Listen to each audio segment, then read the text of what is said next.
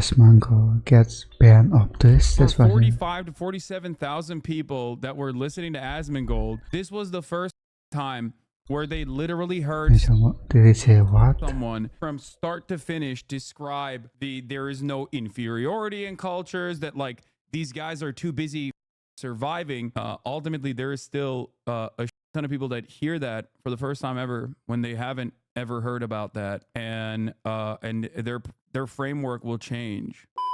So yesterday, 9 hours, it was crazy. Four hours of that was talking to Asmongold and trying to walk him off this like far right debate him. cliff that he was Okay. he had seemingly jumped off of, took a dive off of, in terms of his commentary on what is permissible bigotry about Arabs and their status, or Palestinians.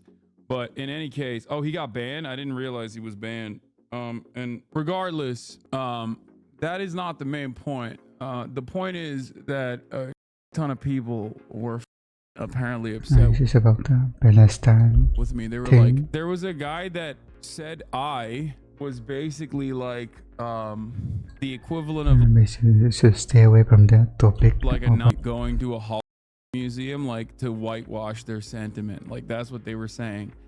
I love hearing from white Americans about how to combat Islamophobia. As a Muslim guy, I like hearing, I like white Americans telling me what's what. You know, you don't know how to deal with Islamophobia, brother. Hassan, you just are not, you're ill-equipped, you know? Annoying, let this matter you again? That's fine. That's like neither here nor there. That's not like a big constituency. Like, I love when a guy is out there trying to combat Islamophobia, and the retort against that sort of misinformation defense is basically just being like, hey, this Muslim guy is a baby. Just saying. It's like, that was literally the counter to this, of like me talking about this. And I know it's one of those moments where FD Signifier says, always, I texted him this morning. It's one of those moments where FD Signifier is like, remember, you're not white in the eyes of a lot of people, you know?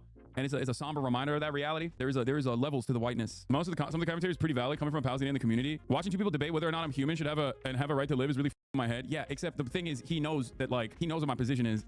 That's not a criticism towards me. I speak to the humanity of Muslims and Arabs and Palestinians in general on a regular basis. A lot of people, I think, don't understand this.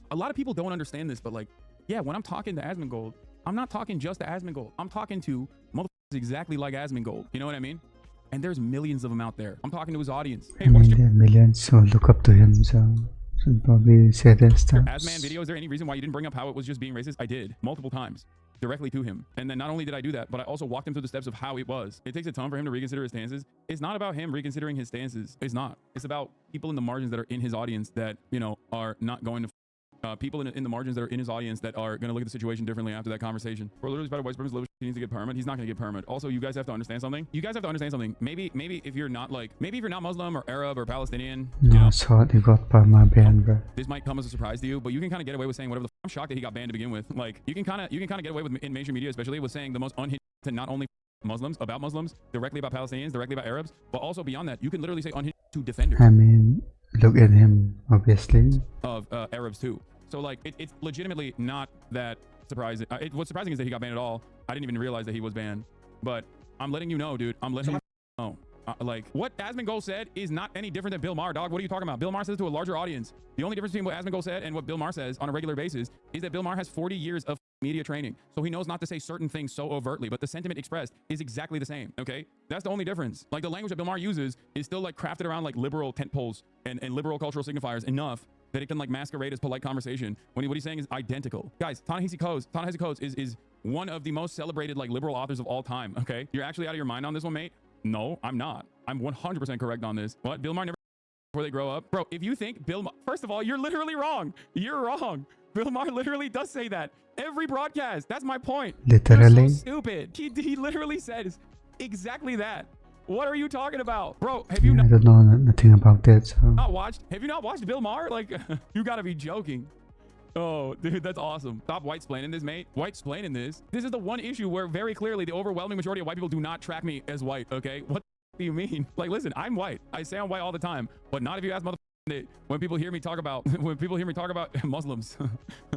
Love you, man, but a question that FTC yesterday, he's a giant POS. That I get that there might be some people in the margins of this community, but if we're watching him through this arc, is very likely much on board already, and he just used it as a 3-hour attempt to rehab his image of truly incomprehensible he said and believes. Yeah, I don't see it that way at all. I don't think he rehabbed his image at all throughout that process. The way I view it is, and I will describe this one more time for many of you that simply fail to comprehend this. I rate everything on a curve. That's number one. Number two, I have this understanding, especially as someone whose name is Hassan, who is like a white dude, but still someone who grew up in Turkey, someone who is Muslim, from a Muslim background. I know that So he can be white, Muslim, and Turkish. average Nice. person is unimaginably Islamophobic. I've dealt with it for damn near a decade since I came to the United States of America. When I'm talking to a person individually and maintaining my composure and working through the steps, step by step, and explaining why someone is bigoted or someone's When opinion did he get in United States? is wrong or bigoted, I offering feel like he's just American. historically relevant information. There's a reason for that. The reason is I might not change his mentality, okay? Other events might play a larger role in his mentality changing on this matter. But there are people who are watching him who are going to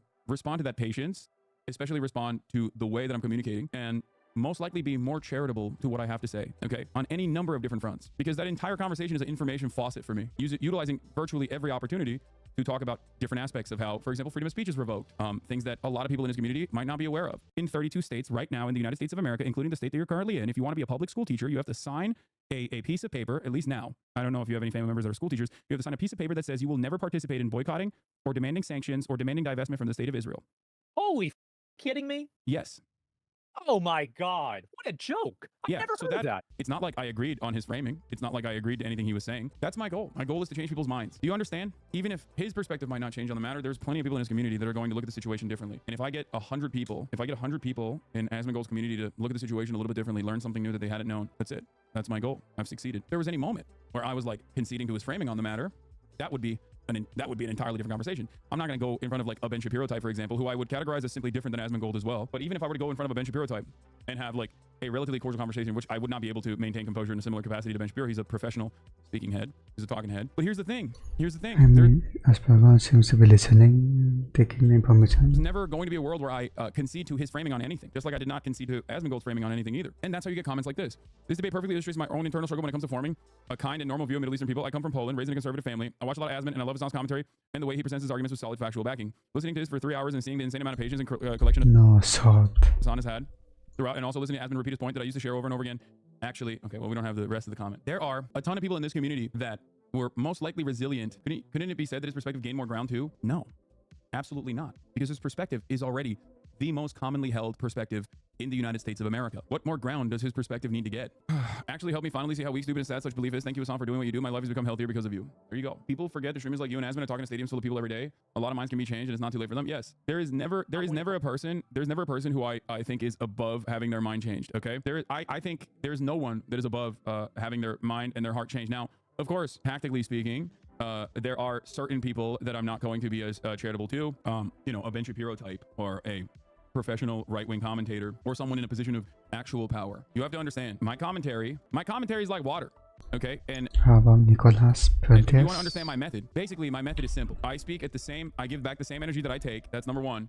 Number two, I'm not going to concede to like shit I don't agree with no matter what. But more importantly, okay, I also am consistently, and this is something that like I think marginalized people who are professional commentary people understand this. Like always, it's always something in the back of your mind. Like if you are a black political commentator, you know that every single thing that you say is going to be under a microscope by a broad audience of predominantly white people who do not have your understanding of the world, who have never empathized with your position.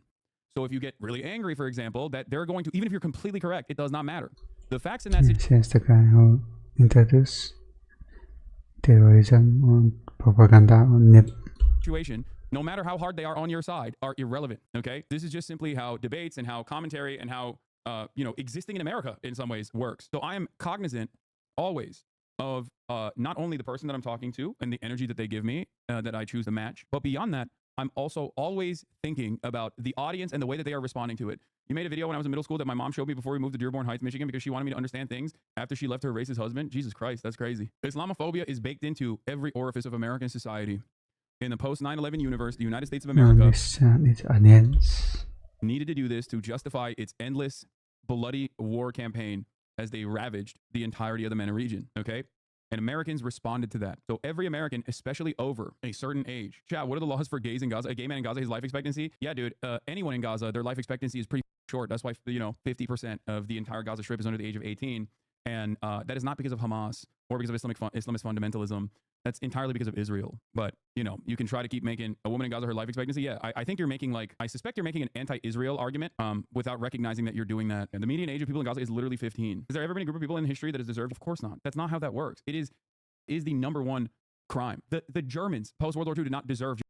You know what I mean? Like there is no moral, there is no defensive.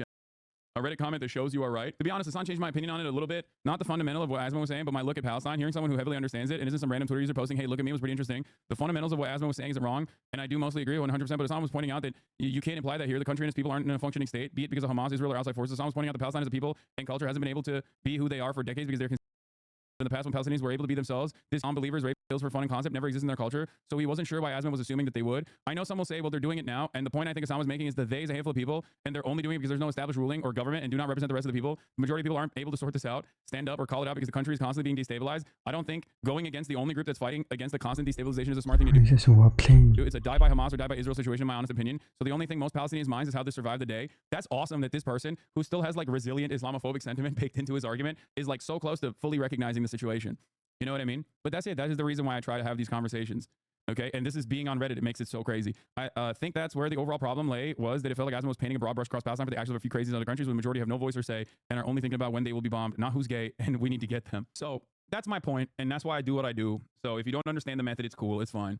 And you can usually say this about any other kind of marginalized identity that I seek to protect or talk about. You can be like, you're cis. You're a cishet. Man, you don't understand trans issues like that. Why are you arguing with transphobes in the way that you want to argue that you think is the most successful method and not in the way that I want you to argue? And you can say that because I'm a cis guy. I'm not trans. So you're right. And I mean, you're wrong ultimately because I know what I'm doing and you don't. but I get it. Well, you can't really say that about Islamophobia. It's the one thing you can't really say that about me on. That's the one thing, right? So I'm the one getting bomb swabbed at TSA, baby. You can't. So it's funny when white people try to overstep and do that, but it's fine. You do you. It's the same thing I say about any kind of group that I defend, that I talk about. It's not for you. If I'm talking about black issues with someone who's anti-black, that's not for black people, bro. That's not. It's for white people. There's a conversation for white people. Most of the conversations that I have when I am talking to an outside group is specifically targeted towards young white men, okay? So if you sometimes feel like I'm out of pocket in the way that I'm communicating certain things, and it makes you feel a certain type of way, it makes you feel angry, okay? Yeah, well, it's not for you.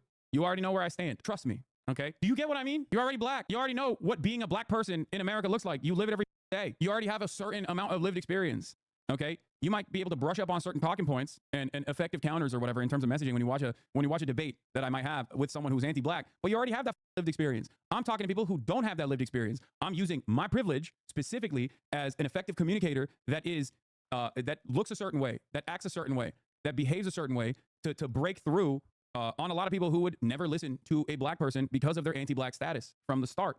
The goal is to chip away at that because bigotry is quite resilient, especially when it's consistently being propped up by social conditioning. Give it a break, Lamau. No, I'm not going to give it a break. This is fundamentally something that I believe in, something that I care about, something that I think I'm quite successful at, as a matter of fact. And no, I'm not going to give this a break. Okay, but don't get upset if I check you. I forget this isn't for me. I wish more people were progressive on blackness. It's just us defending ourselves. I mean, good luck. It's impossible. His entire society is designed in an incredibly anti-black fashion. It's just my job, where I see myself is someone who is a communicator of these sorts of issues to people who would not be responsive in any other circumstance. Someone who's anti-trans is not, especially in a debate format, is not going to be responsive to a trans person. That's the unfortunate reality, right? So my goal is to penetrate that barrier as being a bro, cishet, white dude. You feel me? As opposed to in the real world, the number one thing that you can do as a trans person. There's all these times, bro, cishet. Person to combat is just be a normal chill trans person existing in the real world and hanging out with your coworkers. I'm sure every single trans person in this chat who actually does that on a daily basis will tell you that is the number one way of just destroying trans. Yo, I just remembered, I didn't realize the reach Ta-Nehisi Coates had until a very liberal coworker who's pro-Israel messaged me to tell me he wishes more people could see what's actually happening and get rid of their bias because his new book changed his mind. Yes, dude. Ta-Nehisi is the whisperer, dude. He is the liberal whisperer. That's why when I saw him pop off, I was like, oh my God, this is genuinely this is a genuine sea change that is coming. He is considered GOAT status among liberals. This is Lin-Manuel Miranda could not hold a candle to Ta-Nehisi Coates. That is Obama's favorite writer, okay? Are you kidding me? And not only that, but he is a real one for the record. I will stand on this. If you listen to him talk, that's a real one. He recognizes that there are definitely certain things that he doesn't fully comprehend yet, but his heart is absolutely in the right way. His mind is totally set on the issue. I listened to him talk to Ezra Klein about this, and there were a couple moments that I was looking for. Because my expectation, if you're a Westerner, if you're an American, especially a prominent liberal like Ta-Nehisi is, there are a couple things that they can always get you on. And he did not even concede. Wait, hold on. I actually wrote this to one of his friends. Let me see if I can find it real quick. I got to read it. Because when I was listening to it, I was like, damn, this was a great point that he like did not even back away from. I don't know. I don't remember. There was a couple points where he just like, he caught. Ezra is like a pretty open-minded guy. Oh, I forgot to run the ad break, by the way. Ezra is a pretty open-minded guy, and I kind of like him. Yeah. Oh, when Ezra said Hamas apologists, yes, that is right-wing framing baked into the conversation.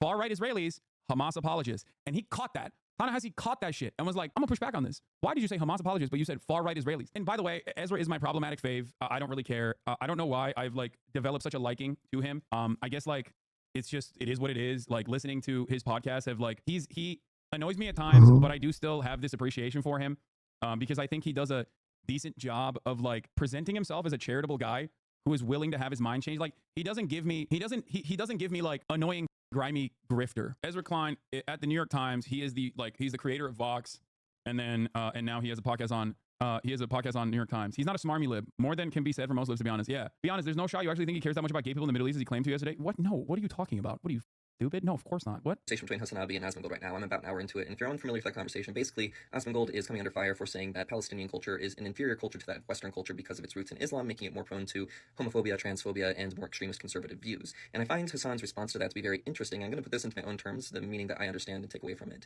Namely, Hassan seems to be saying that there's no such thing as one culture which is inferior to another culture so much as it is one culture which is more or less mature than another culture. And maturity can be hampered or stunted by a lack of material circumstance.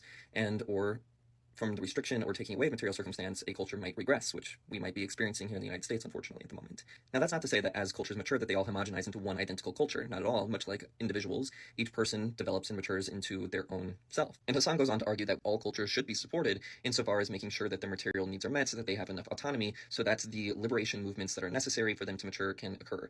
But right now, especially in Palestine, they are constantly under attack. They are in survival mode. And when they're in survival mode, there cannot be the necessary steps towards liberation for marginalized people groups. So the first step is to get to a place of stability, get to a place of general liberation from an oppressive regime.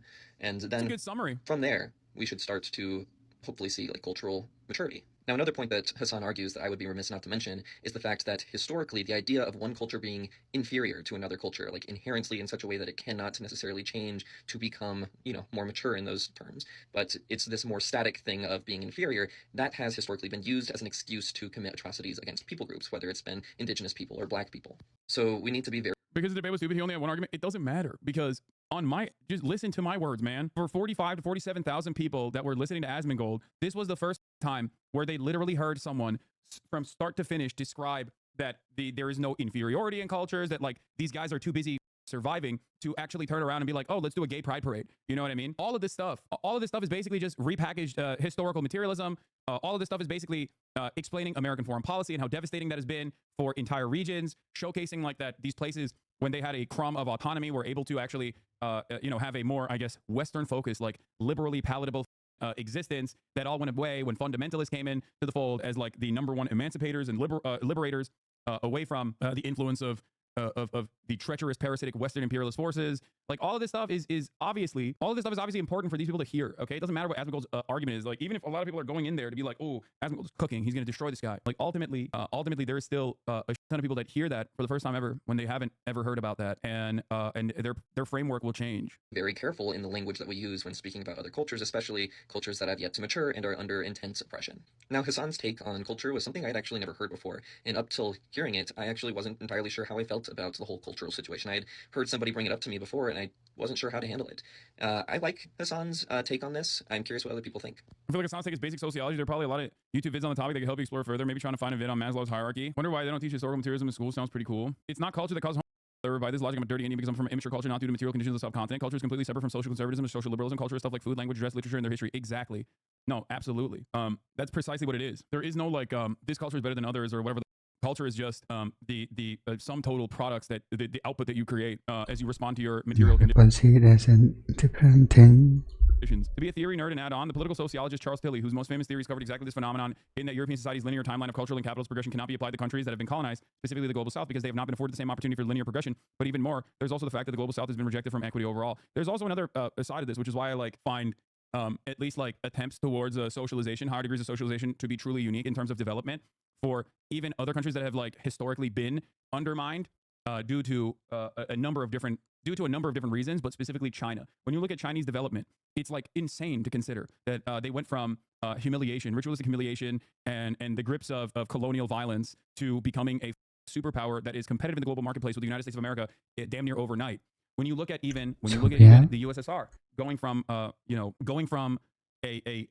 rugged terrain full of potato farmers that were constantly in the grips of famine, and there was still plenty of famine in the USSR as well. Okay, before you blast me for that, going from that This is Soviet propaganda coming to out. being another superpower that like beat the United States of America to the space race is crazy. I mean, that is, in my opinion, in my estimation, these are massive leaps.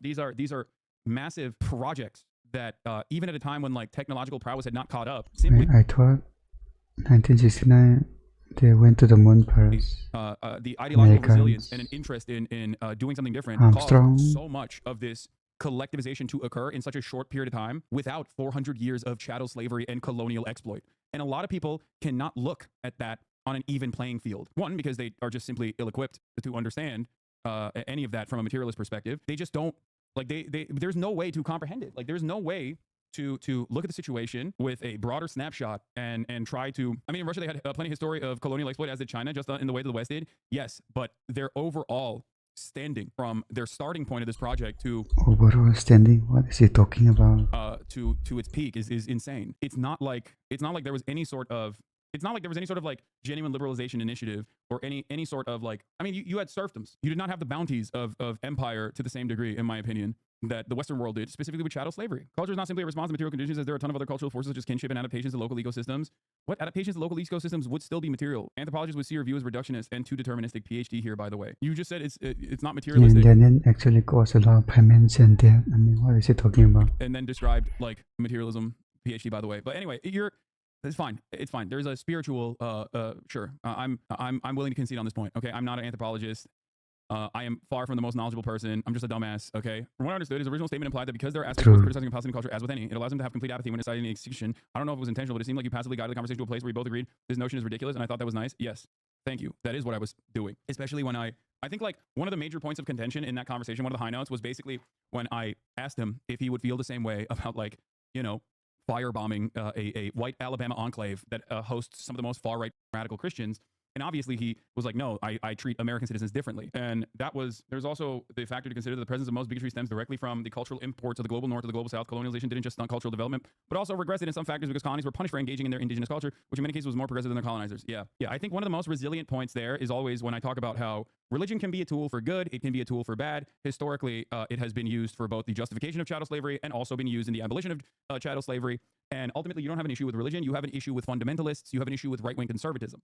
That's what it is. And I think that's a good thing to separate for a lot of people, because a lot of right-wing conservatives in the United States of America hate other right-wing conservatives that are brown for doing the same shit that they're advocating for here, but more responsive to what is permissible in American society. Obviously, the Westboro Baptist Church can't, but they would if they were living in an ISIS-dominated territory of Syria. Okay, they would 100% be doing that shit. Here, they just get their rocks off a funeral and then going and eating jalapeno poppers at Applebee's. Like, that's how you also stunt radicalization to a certain degree, by offering people, some material benefits. This does not mean that like American culture is more prosperous or better than others. It simply means that America has the bounties of empire, and therefore our right-wing nutters here are stunted to a certain degree in comparison to the right-wing nutters everywhere else. Why do you think he said he would be 40s German concentration camp? Seems like, yeah, that was a ridiculous point. I don't think he fully, I think he was just trying to move past that point at that point. One simple argument I use when I get asked by my Western friends about the slow progress of LGBTQ in our culture from North Africa is that we are too poor, too unstable, too uncertain about putting food on the table to discuss such things. People have to realize that something as basic as food is somewhat scarce in countries where men are, let alone proper education. Yeah. And it's kind of funny because, like, it's not like Americans are super woke. You got the body of a mechanic now. What, a mechanic of what? A sex mechanic? MHUD made a good show. MHUD made a good short video. MHUD made a good short video showcasing American culture. Cause these are my people, and this is my lane. Anyway, I hope that people understand. I hope that people understand where I was coming from, what I was doing. I think it was ultimately successful. Also, the only ban that hit the Twitch towers wasn't necessarily Asmongold, who apparently got a 14-dayer for the statements that he made. But DJ Academics has been banned on Twitch after streaming with Aiden Ross, who is currently banned on the platform. 14 days is kind of crazy. Damn, not friend of the show, Ock. Yeah. Okay.